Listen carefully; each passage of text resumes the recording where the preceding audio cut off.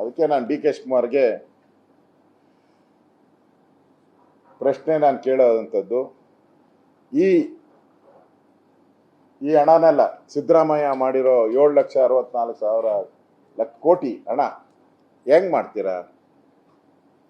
ಪ್ರತಿ ವರ್ಷ 38,000 ಕೋಟಿ ಬಡ್ಡಿ ಕಟ್ಟಬೇಕಾಯ್ತಲ್ಲ, ಎಲ್ಲಿಂದ ತರ್ತೀರಾ? ಮೇಕೆದಾಟು ಪಾದಯಾತ್ರೆ ಮಾಡಿದ್ರಲ್ಲ, ಅದಕ್ಕೆ ದುಡ್ಡು ಬೇಕಲ್ಲ, ಅದಕ್ಕೆ ಒಂದು 45,000 ಕೋಟಿ ದುಡ್ಡು ಬೇಕು. 45,000 ಕೋಟಿ ಮೇಕೆದಾಟು, ಅದನ್ನ ದಾಟ್ತೀರಾ? ಮತ್ತು ಉತ್ತರ ಕರ್ನಾಟಕದ ಅಭಿವೃದ್ಧಿಗೆ ನೀವೇ ಹೇಳಿದ್ರಿ, ಕೃಷ್ಣೆಯ ಕಣ್ಣೀರನ್ನ ಒರೆಸ್ತೀರಿ, 50,000 ಕೋಟಿ ಕೊಡ್ತೀನಿ ಅಂದ್ರು. 50,000 ಕೋಟಿ ಬೇಡ, 10,000 ಕೋಟಿ ಆದ್ರೂ ಕೊಡ್ತೀರಾ ಕೃಷ್ಣೆಗೆ ನೀವು? ಮತ್ತೆ ಬಾಕಿ 75,680 ಕೋಟಿ ಇದೆಯಲ್ಲ, 89 ಕೋಟಿ, ಅದು ಯಾವಾಗ ತೀರಿಸ್ತೀರಾ? ಅದರಿಂದ ಡಿ ಕೆ ಶಿವಕುಮಾರ್ ಅವ್ರಿಗೆ ಮುಖ್ಯಮಂತ್ರಿ ಆಗಬೇಕು ಅಂತ ಕನಸಿತ್ತು. ಆ ಕನಸು ಸಾಕಾರ ಆಗಿ ವೈಯಕ್ತಿಕವಾಗಿ ಅವ್ರಿಗೆ ಬೆನಿಫಿಟ್ ಆಗಿರ್ಬೋದು. ಆದರೆ ಇನ್ನು ಮುಂದೆ ಕರ್ನಾಟಕದ ಜನತೆಗೆ ಟ್ಯಾಕ್ಸ್ಗಳ ಬೆನಿಫಿಟ್, ಎಲ್ಲ ಟ್ಯಾಕ್ಸ್ಗಳೇ.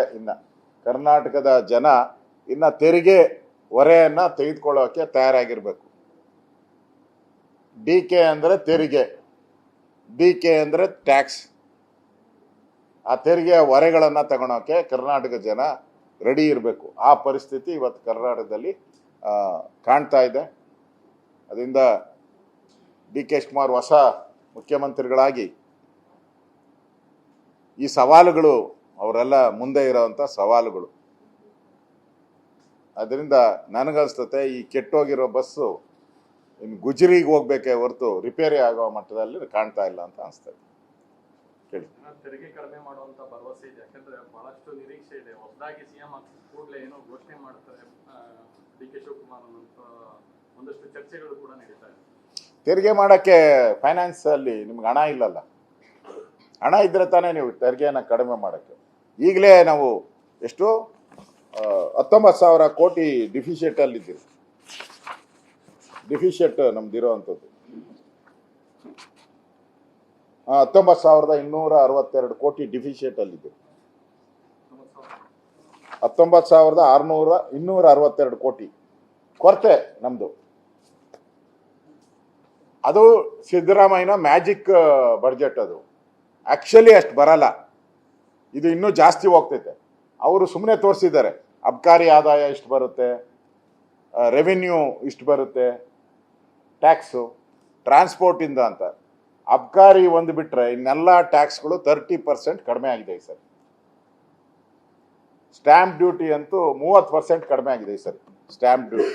ಬಿಕಾಸ್ ಆಫ್ ಇವರ ಅವೈಜ್ಞಾನಿಕ ಈ ಖಾತಾ ಅಲ್ಲ, ಅದು ವಸೂಲಿ ಖಾತಾ. ಅದು ನಮ್ಮ ಆಸ್ತಿನ ನಮ್ಮ ಹೆಸರಿಗೆ ಮಾಡೋದಂತೆ. ಏನೋ 75 ವರ್ಷ ನಮ್ಮ ಆಸ್ತಿ ನಮ್ಮ ಹೆಸರಲ್ಲೇ ಇದ್ದಿದ್ದು, ನಿಮ್ಮ ಹೆಸರಾಗಿತ್ತ? ಡಿ ಕೆ ಶಿವಕುಮಾರ್ ಹೆಸರಲ್ಲಿತ್ತ? ಕೃಷ್ಣ ಬೈರೇಗೌಡನ ಹೆಸರಲ್ಲಿತ್ತ? ನಮ್ಮ ಆಸ್ತಿ ನಮ್ಮ ಹೆಸರಲ್ಲೇ ಇತ್ತು. ನಮ್ಮ ಅಪ್ಪನ ಆಸ್ತಿ ನಮ್ಮ ಅಪ್ಪನ ಹೆಸರೇ, ನಮ್ಮ ಮುತ್ತಾತನ ಆಸ್ತಿ ಅವಲ್ಲೇ ಇದ್ದಿದ್ದು.